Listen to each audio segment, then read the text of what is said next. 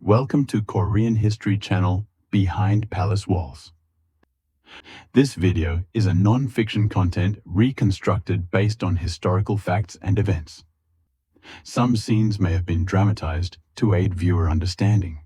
Red candles flicker softly in the royal bedchamber. The magnificent wedding ceremony has concluded, and finally it's a night for the king and queen alone. Yet they were never truly alone. Outside the door, senior court ladies stand waiting. Beyond the walls, silent observers monitor every moment of this first night. Even a king, especially a king, could not be free on this night. Today we unveil the hidden story of Joseon's royal weddings and the secret ritual of consummation, the most intimate yet rigidly controlled ceremony in Korean palace history. Royal weddings in Joseon Dynasty Korea were far more than mere marriage ceremonies. They were the most crucial state rituals, determining the dynasty's future and ensuring the continuation of the royal bloodline. These weddings were called garyae, Gia-li, meaning joyous ceremony, one of the 5 national rites that followed extraordinarily strict protocols. Preparations typically required 6 months to over a year, mobilizing government offices and thousands of personnel. The first step was gantak, jianzi, the bride selection ceremony.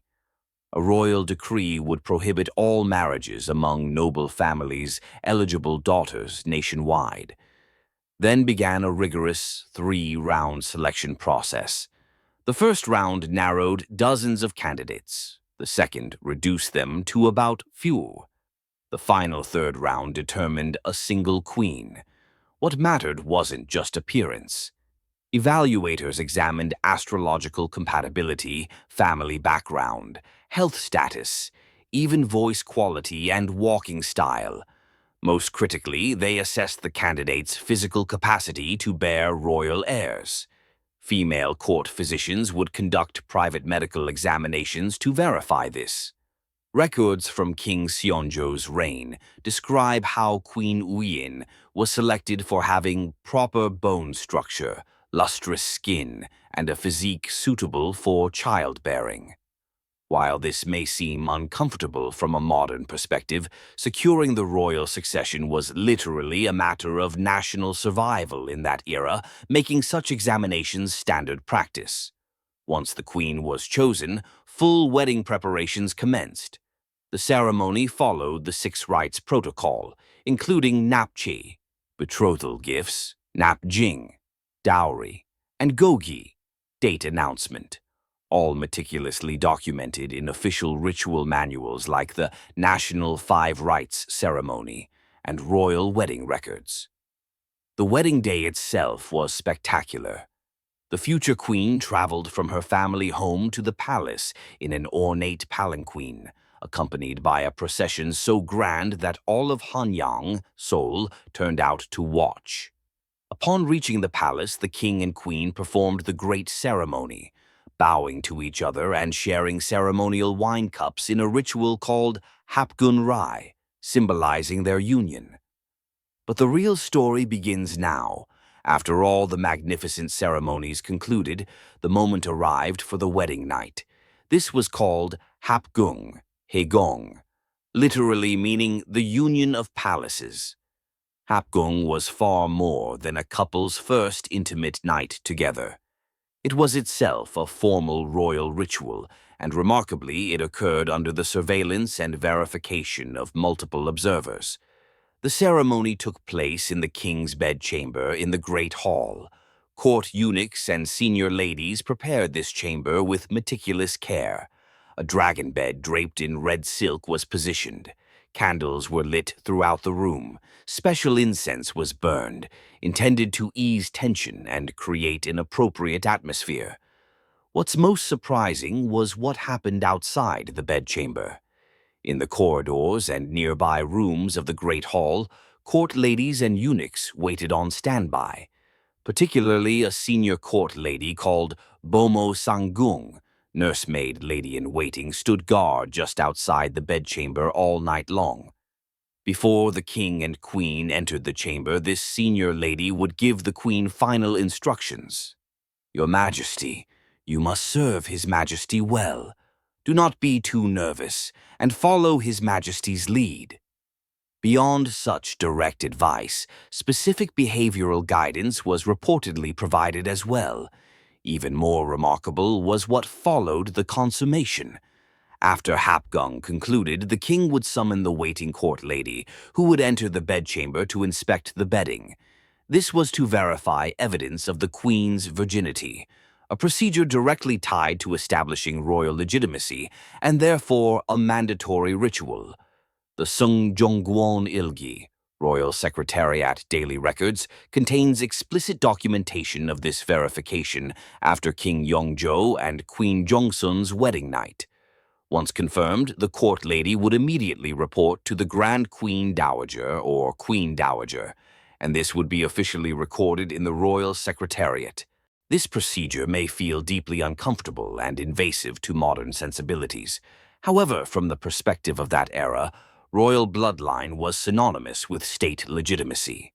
Proving that any future prince was truly of the king's blood was a matter of national stability, not merely personal privacy. Indeed, Joseon history contains numerous examples where doubts about royal bloodline triggered political upheaval. During Yeonsanggun's reign, questions surrounding deposed Queen Yeon caused turmoil. During Yeongjo's reign, legitimacy questions about Crown Prince Sohyeon's sons shook the throne. These historical experiences made the Hapgung ritual increasingly strict. The consummation ritual typically continued for 3 consecutive days, called Samalyuga, Sanri Liujia, 3 days of remaining at home. During this period, the king and queen stayed together in the Great Hall, establishing their marital bond. Each morning, court ladies checked the queen's condition and prepared special foods and medicines. Interestingly, special cuisine was prepared for the queen during these days.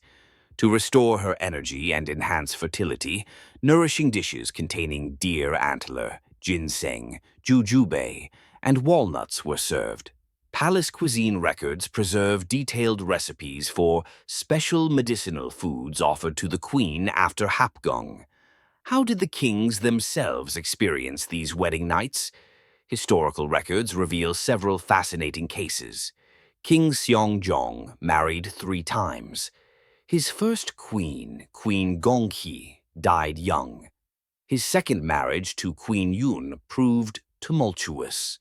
The Seongjong Silok, Annals of King Seongjong, records that after their wedding night, Seongjong complained that the queen is extremely jealous. Deposed Queen Yun displayed intense jealousy toward Seongjong's concubines. This ultimately led to tragedy. When Seongjong stayed with concubines, the queen would cry and protest all night. The situation escalated until she scratched the king's face. Eventually, Queen Yun was deposed and forced to drink poison, a tragedy that would later fuel her son Yeonsanggun's tyrannical reign. King Jungjong's case was even more unusual. Immediately upon taking the throne, he was forced to depose his first wife, Lady Shin.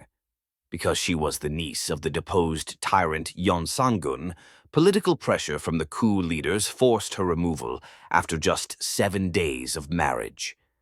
Though Jungjong and Queen Dangyong spent only 1 week together, he reportedly never forgot her his entire life. The Yeongjong Silok records multiple instances where the king, in conversations with ministers, would reference what I experienced in my youth, revealing lingering emotions. When he later married his second queen, Queen Jungjong, Jungjong was reportedly extremely cautious due to memories of his first wedding. The most dramatic case is undoubtedly King Yeongjo. At age 71, he remarried 15-year-old Queen Jongsun. The age gap was extraordinary. She was a young girl while he was already elderly. Records surrounding this wedding are fascinating. Yeongjo showed great affection and consideration toward his young bride. The Yeongjo Silok records him telling ministers, "The queen is young, so we must teach her slowly." Yet, the Hapgong ritual proceeded identically regardless of age. The wedding night between a 71-year-old king and a 15-year-old queen still occurred under the surveillance and verification of court ladies, with every procedure documented. Queen Jongsun would later wield tremendous political power as Grand Queen Dowager during King Yeongjo's reign. One can only imagine how this unusual wedding shaped her life. Crown princes faced yet another dimension of challenges. Crown Prince Sado and Lady Yeongjong Hong married at ages 10 and 9, respectively. Of course, actual consummation didn't occur at such young ages. In her memoir, Hanjung Nok, Memoirs in Silence, Lady Yeongjong wrote about her wedding and first night with remarkable restraint, merely noting that when I came of age, I became the crown prince's true wife. Yet reading between the lines reveals how difficult it must have been entering the palace as a child, navigating unfamiliar rituals and rigid rules. Lady Haegyong also had to witness Crown Prince Sado's tragic transformation. The Crown Prince gradually showed signs of severe mental disturbance, and their marital relationship became troubled. Hanjung Nok records instances when Prince Sado would wander elsewhere at night rather than visiting his wife's quarters. Royal consummation rituals included another hidden tradition: Crown Prince education. When a Crown Prince reached adulthood, special instruction occurred before his wedding. Specially designated senior court ladies taught him about intimate relations and marital duties. Some records suggest that in certain cases, court ladies were provided to give the crown prince practical experience. While not documented in official records, this practice is mentioned in unofficial histories and palace oral traditions. The purpose was reportedly to prevent the crown prince from being confused or making mistakes on his wedding night. The Yeol Yeosil Jisul, Narratives of Yeol Yaosil, indeed notes that in the palace there existed secret teachings when the crown prince became an adult. This tradition related to protecting royal dignity and ensuring the dynasty's continuation through practical preparation. Joseon's royal wedding and consummation rituals may seem excessively rigid and dehumanizing from our modern perspective. Personal privacy was entirely subsumed into the public domain. Even the most intimate first night was a state ritual and subject to official documentation. Yet, behind these rituals lay the harsh realities of dynastic monarchy. Royal bloodline equaled state legitimacy. Producing legitimate heirs was literally a matter of national survival. Therefore, royal weddings and consummation weren't merely personal marriages, but critical ceremonies determining the kingdom's future. Kings and queens possessed supreme power, yet simultaneously were the least free individuals in the realm. Love, intimacy, even childbearing, none belonged to the personal sphere. Everything was managed and recorded in the name of state, in the name of dynasty.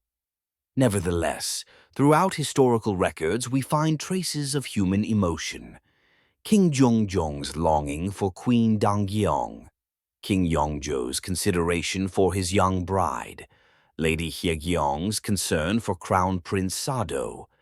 Even within rigid rituals, human feelings persisted and breathed. Today we've peered into Joseon's most intimate space, the consummation ritual.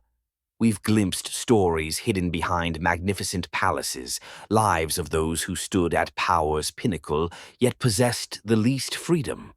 History sometimes flows in ways we cannot imagine. May today's story serve as a small window into understanding the Joseon royal court and the people who lived in that era. We'll return with more fascinating palace stories next time. Thank you for watching. We'll return with more fascinating stories and intriguing topics. Behind Palace Walls, thank you.